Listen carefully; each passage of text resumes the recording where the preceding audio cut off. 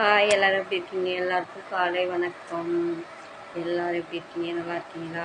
ஸ்கூல்லாம் லீவ் விட்டாங்க. இன்னைக்கு வேறு கிருத்திகை, சித்திரை மாதம் வர கிருத்திகை மாதத்துக்கு நாங்கள் கும்பிடுவோம். காலையிலே கும்பிட்டாச்சு. இன்றைக்கி வேறு நாங்கள் வாரம் வந்து செவ்வாய்க்கிழமை கும்பிடுவோம். எல்லாமே கிருத்திகையும் செவ்வாய்க்கிழமை எல்லாம் கும்பிட்டாச்சு.